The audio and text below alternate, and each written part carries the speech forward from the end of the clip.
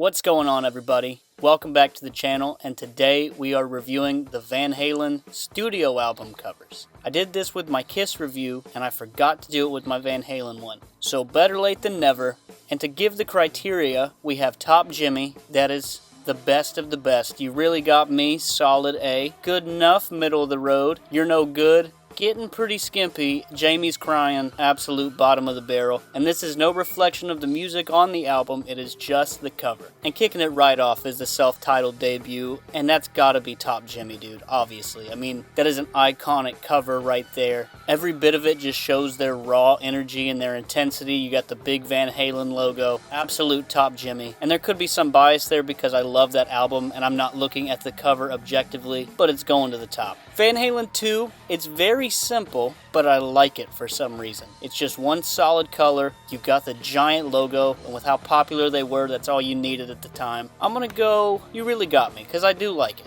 I'm not the biggest fan of the album as a whole, but the simplicity of that cover, I think it's pretty slick looking. It's nowhere near the top, but I'd say it's better than good enough. Women and Children first. This one doesn't offer much, especially coming off the last two that are a little brazen and pop. This one with a group shot of them, I'm gonna say you're no good. I don't think that's a very good album cover. It's not egregious, it's not terrible, but for following up those last two albums, I think they would have came with something a little hotter, like the next one, Fair Warning, and I'm gonna say I'm right in the middle. I'm gonna say good enough. That's what I'm gonna say. I think it's unique enough and different that it has something to it, but it's not something that pops. It's not like an iconic cover, I think, to anybody, but it's not bad. It's different and unique, and I like that. And it has little twists, and I'm sure when you got the vinyl back in the day, you spent a lot of time staring at that when you first bought the album, trying to pick out little details and stuff. So I'm gonna say good enough. Diver Down, I can always recognize the cover, and I would be willing to bet more people know that as a Van Halen cover than they do any sort of Signal.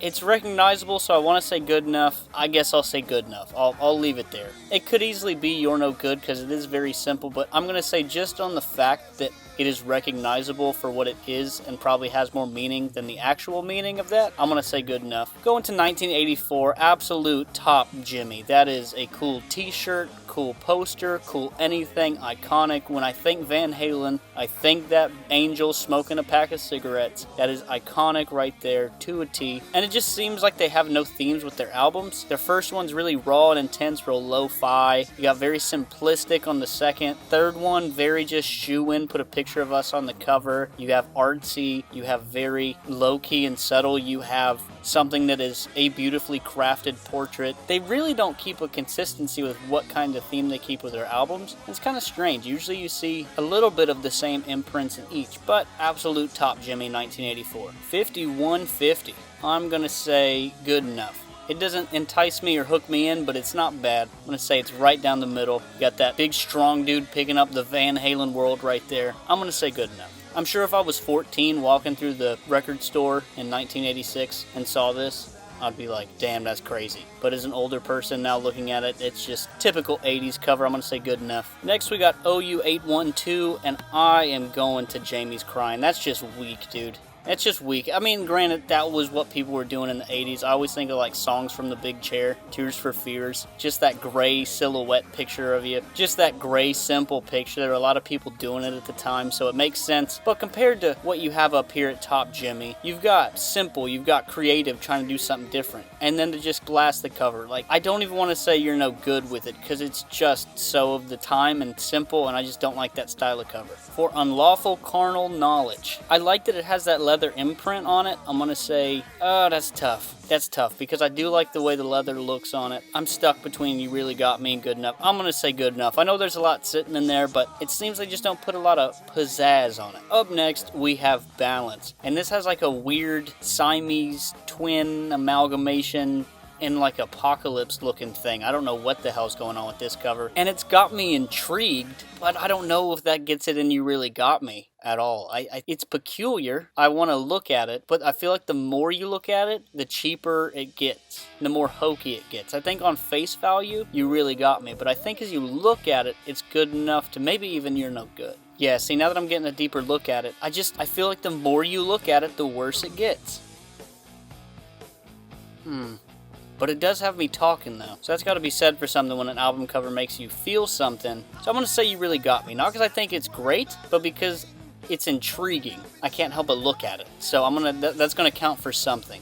Like these down here, they don't have something to look at. I mean, you know what? I'm going to call an audible in the middle of this. I want to make a change. I want to move Fair Warning up to You Really Got Me. Because if I'm going to go off how much this one makes me look at it, this one also makes me look in depth to what it's doing too. So I'm going to say You Really Got Me, if that's my criteria. Van Halen 3. Now, this one would be You Really Got Me to top Jimmy status, if not for the terrible text font of Van Halen 3 on the Canon. If they would have just put the logo in the corner or tucked it away, that would have been a lot cooler of a picture and a badass album cover. And it probably would have helped if the album was any good. Have not checked it out yet to do my review, but from what I've heard, this is a very disappointing album, getting the singer from Extreme, which I like Extreme, so I'm actually looking forward to reviewing this one, see what I think. It would just be so much better if they didn't have that font. I'm going to pull it up bigger so we can actually get a better look at that.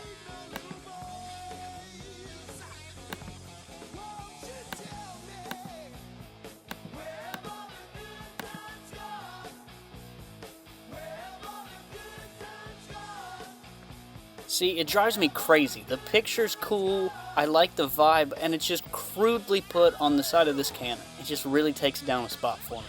It almost makes it You're No Good because it annoys me that much. I'm going to put it at You're No Good. It had the potential to You Really Got Me, but it's not even good enough. It frustrates me. And last but not least, we have A Different Kind of Truth. It's just a train. I'm going to say it's good enough. Really have me hooked in. It's not intriguing, and it's not bad. It's a good album cover. It's decent. That is the epitome of good enough, I think, right there. And that, guys, is my album cover review. Let me know down below what yours is. And I think a lot of them are just kind of hit in the middle of two categories. There's very apparent good ones and very not good ones, but a lot of them are just kind of stuck in the middle. But that's what I've got laid out. What's yours? Put it down below. Thank you for the love. Thank you for the support. My 1984 review will be dropping soon. You guys are the best. Peace.